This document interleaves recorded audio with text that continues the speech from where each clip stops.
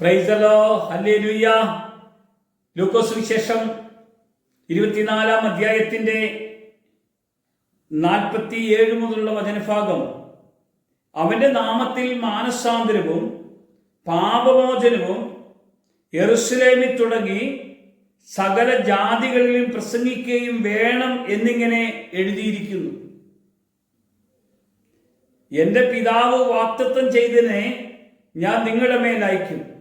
നിങ്ങളോ ഉയരത്തിൽ നിന്ന് ശക്തി ധരിക്കുവോളം നഗരത്തിൽ പാർപ്പിനെന്ന് അവരോട് പറഞ്ഞു. പ്രിയമുള്ളവരെ, ഇവിടെയാണ് കർത്താവായ യേശു ശിഷ്യന്മാർക്ക് കൊടുക്കുന്ന ഒരു ദൈവിക കൽപ്പനകൾ നമുക്ക് കാണാൻ കഴിയുന്നത്. അന്ന് ശിഷ്യന്മാർക്ക് കൊടുത്തെങ്കിൽ ഇന്ന് നമ്മളോട് പറയുകയാണ്, അവന്റെ നാമത്തിൽ മാനസാന്തരവും പാപമോചനവും യെരൂശലേമിൽ തുടങ്ങി സകല ജാതികളിലും പ്രസംഗിക്കേണ്ട വചനമാ ഞാൻ പറയുന്നത്. എന്നിട്ട് കർത്താവ് പറയാണ് ഇതിന് നിങ്ങൾ സാക്ഷികളാകുന്നു. കർത്താവ് അവരെ സാക്ഷിയാക്കി വേർതിരിച്ചിരിക്കുകയാണ്. നിങ്ങൾ കണ്ടതാണ് ഈ ദൈവവചനം അറിയിക്കുവാനുള്ള ദൈവിക വാഗ്ദത്തം നിങ്ങളുടെ മേലേക്ക് പകർന്നു തന്നിട്ടുണ്ടെന്ന്. അതുകൊണ്ടാണ് യേശു പറഞ്ഞത്, നിങ്ങൾ പോയി സകല സൃഷ്ടികളോടും എൻ്റെ വചനം നിങ്ങൾ പറയണമെങ്കിൽ ഒരു കാര്യം കൂടെ കർത്താവ് പറഞ്ഞു. എൻ്റെ പിതാവിൻ്റെ വാഗ്ദത്തമുണ്ട്, അത് പരിശുദ്ധാത്മാവാണ്. പരിശുദ്ധാത്മാവിൽ പ്രാപിക്കാതെ, ആത്മാവിൽ നിറയാതെ നിങ്ങൾ ദൈവവചനം പ്രസംഗിക്കരുത്.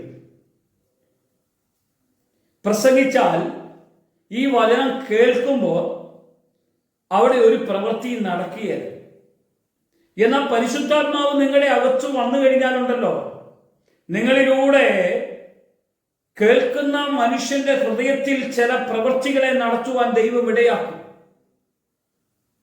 അതുകൊണ്ട് ആ പരിശുദ്ധാത്മാവ് നിറഞ്ഞ പത്രോസും യോഹന്നാനും ചേർന്ന് കടന്നു പോകുമ്പോഴും പ്രസംഗിക്കുമ്പോഴും അത്ഭുതങ്ങൾ നടത്തുകയും വചനം കേട്ടവരുടെ ഹൃദയത്തിൽ കുത്തുകൊള്ളുവാൻ ഇവിടെ വന്നു.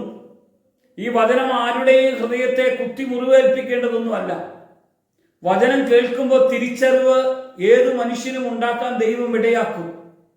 ഞാൻ പാപത്തിലാണ് ജീവിക്കുന്നതെന്ന് വചനം പറയുന്ന, വചനം കേൾക്കുന്ന, വചനത്തിൽ ജീവിക്കാൻ ആഗ്രഹിക്കുന്ന ഒരു മനുഷ്യന്റെ ജീവിതത്തെ ദൈവം മാറ്റും. ദൈവം അത്ഭുതം ചെയ്യുന്നത് കാണാൻ കഴിയും. അതുകൊണ്ടാണ് എൻ്റെ പിതാവിൻ്റെ വാഗ്ദത്തം ഞാൻ നിങ്ങളുടെ മേലേക്ക് അയക്കുക. അത് അയക്കാനുള്ള അധികാരമുള്ളത് യേശുവിനാണ്. പിതാവ് പറഞ്ഞത് പുത്രൻ മുഖാന്തരം. പുത്രൻ ഈ ലോകത്തിൽ കടന്നു വന്നിട്ട് പുത്രൻ പറഞ്ഞൊരു കാര്യം, ഞാൻ ലോകത്തിന്റെ വെളിച്ചമാകുന്നു, ഞാൻ വാതിലാകുന്നു. ഈ വാതിലേക്ക് പ്രവേശിക്കണമെങ്കിൽ ഈ പ്രവേശനം തരുന്ന ആളാ ഞാൻ പറഞ്ഞിട്ട്, എൻ്റെ വാഗ്ദത്തം ഞാൻ പറഞ്ഞിട്ടാ പരിശുദ്ധാത്മാവ് വരുന്നത്. കാരണം ഈ വാതിലൂടെ കടന്നു പോകണമെങ്കിൽ ആത്മനിറവിലേക്ക് നമ്മൾ കടന്നു വരണം. യേശുവിൻ്റെ കൂടെ നമുക്ക് മുന്നോട്ട് ജീവിക്കാൻ, ആത്മാവിൽ നമുക്ക് ജീവിക്കാനോ പറ്റുകയുള്ളൂ. ആത്മനിറവിലേക്കാണ് നമ്മളെ കൊണ്ടുപോകുന്നത് കർത്താവ്.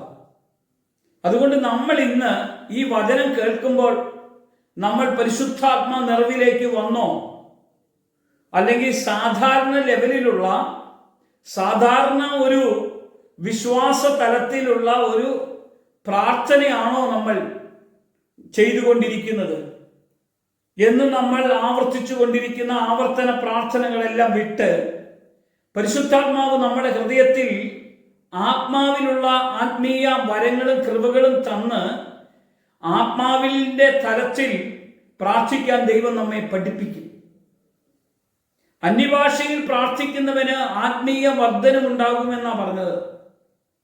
ആത്മീയ വർധനവ് വേണമെങ്കിൽ എങ്ങനെ പ്രാർത്ഥിക്കണം? ആത്മാവിൽ പ്രാർത്ഥിക്കണം. ബുദ്ധിയിൽ പ്രാർത്ഥിച്ചാൽ ആത്മീയ വർധന വരുമോ? വരികയില്ല. അന്നേരം ആത്മാവിലുള്ള ഒരു പ്രാർത്ഥന വേണം. അതിന് പരിശുദ്ധാത്മാവ് വരണം. വന്നാൽ നമ്മുടെ ശുശ്രൂഷയുടെ തലം മാറും. നമ്മുടെ ആത്മീയ തലം മാറും, നമ്മുടെ പ്രാർത്ഥനയുടെ തലം മാറും. ഈ ഒരു തലത്തിലേക്ക് നമ്മൾ നമ്മളെ തന്നെ ഒന്ന് വേർതിരിച്ച് പോയാലുണ്ടല്ലോ, നമ്മുടെ കുടുംബവും അനുഗ്രഹിക്കപ്പെടും. നമ്മുടെ സമൂഹത്തിൽ വലിയ മാറ്റങ്ങളും ചലനങ്ങളും ഉണ്ടാക്കാൻ ദൈവം ഇടയാക്കും. ഈ വചനം നിങ്ങളുടെ ജീവിതത്തിൽ വലിയ പ്രവൃത്തി വെളിപ്പെടട്ടെ, യേശുവിന്റെ നാമത്തിൽ തന്നെ. ആമേൻ.